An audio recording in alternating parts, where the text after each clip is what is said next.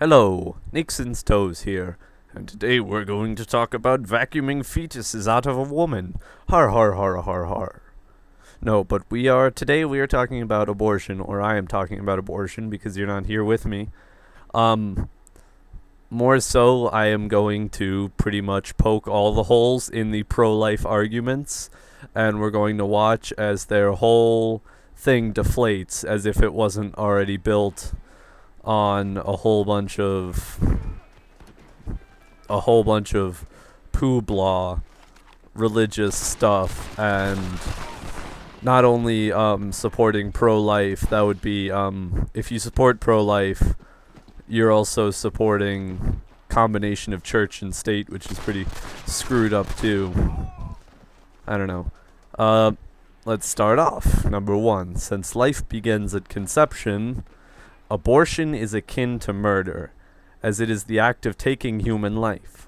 Abortion is in direct defiance of the commonly accepted idea of the sanctity of human life. Well, I have a couple of things that I find wrong with this. One, life doesn't necessarily begin at conception, but keep this in mind as it will pop up again. They believe that life begins at conception. But is abortion really akin to committing murder if life doesn't begin at conception? Some religion, I forget which one, but it says the soul enters the fetus at like day 43 or something, poopla. So is it really killing? And they talk about the direct defiance of the commonly accepted idea of the sanctity of human life. Commonly accepted to them, possibly, as it is their values, and they are trying to superimpose them onto us. Next. No civilized society permits one human to intentionally harm or take the life of another human without punishment. An abortion is no different. Well, this is all a matter of defining what human life is, and putting a value system on it. For instance, let's say it's either mother or fetus thing. Parasite, we'll call it, because it's no different than a parasite until it's born. So which one are you going to choose? The one that is clearly a human life, or the one that will be a human life when it pops out? You know, I rest my case. Adoption is a viable alternative to abortion and accomplishes the same result. And with 1.5 million American families wanting to adopt a child, there is no such thing as an unwanted child. Adoption is not a viable alternative, and it does not accomplish the same result. What about this scenario that we visited before, where it's mother or fetus? What are you going to do? Birth the baby and have a dead woman on your hands, and then adopt it, and all of a sudden the woman's going to come back to life? It's not the same result. And 1.5 million American families wanting to adopt a child does not mean that there are 1.5 million open slots for children to be adopted. There are such things as unwanted children. People who are adopting, they are not going to want a disabled child. It's, you know, it's rough, you know, deal with it, but it's true. They are going to want a healthy child, and they're probably going to want something foreign because, you know, like a Chinese baby or something, just because, you know, their whole guilt thing that I'm not going to get into.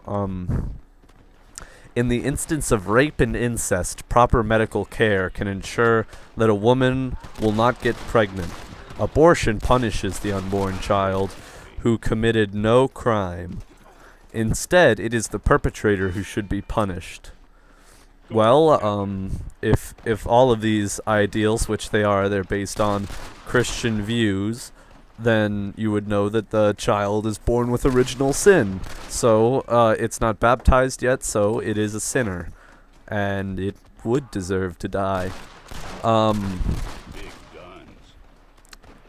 And this proper medical care would not ensure, I mean, it would ensure that the woman wouldn't get pregnant. What am I saying?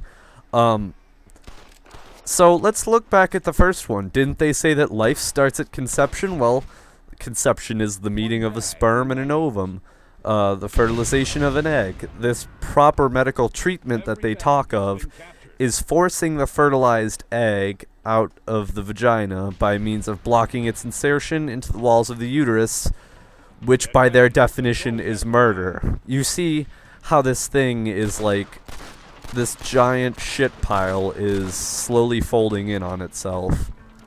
Next. For women who demand complete control of their body, control should be included preventing the risk of unwanted pregnancy through the responsible use of conception, or if not possible, through abstinence. Rape, okay? You can't abstain from being raped. What if some 10-foot tall black guy comes up to you in a parking lot, you know, completely naked and greased up, and he says, "Hey, yo, I'm gonna butter your bread." What are you gonna do, show him your purity ring and hope he goes away? That's not gonna solve it. And we can go back up to the next one. You know, if you get this proper medical examination and stuff, you're still killing that fertilized egg, which is murder. So this is all folding in on itself. I love this. Many Americans who pay taxes are opposed to abortion. Therefore, it's morally wrong to use tax dollars to fund abortion. Saying many is incredibly fucking vague. Also, you can't please everyone, so deal with it. But if the majority says that you should fund abortion, then you do the majority, and you don't do the minority, because that's the best you can do. This is a problem with government. This isn't a problem with abortion. Those who choose abortion are often minors or young women with insufficient life experience to understand fully what they are doing. Many have lifelong regrets afterwards. I bet dropping out of high school and throwing away your life to raise some fucking mistake is more of a regret than choosing yourself and your future over the product of some sort of emotionally fueled roller coaster or rape or something.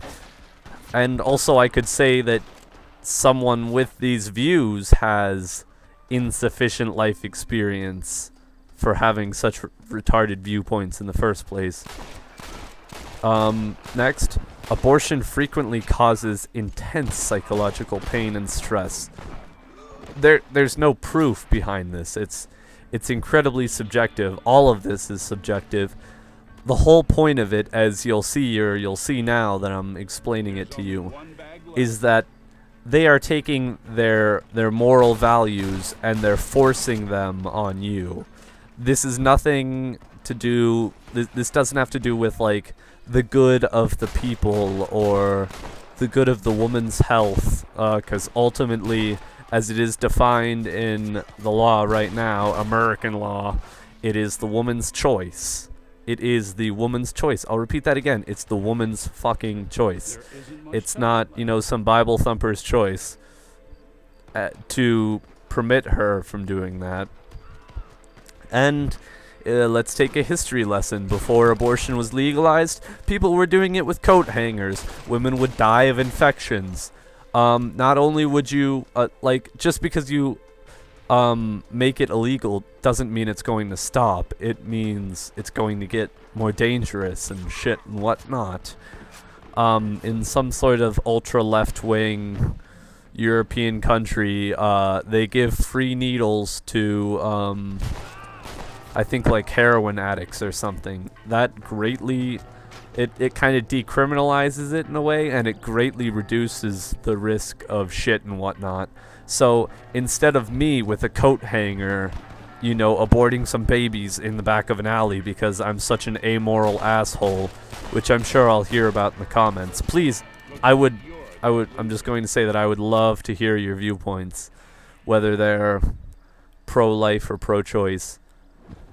But, you know, rather than me in the back of some alley aborting fetuses, it would be a properly trained medical professional. So anyway, that's just what I think. Thank you for watching. Goodbye.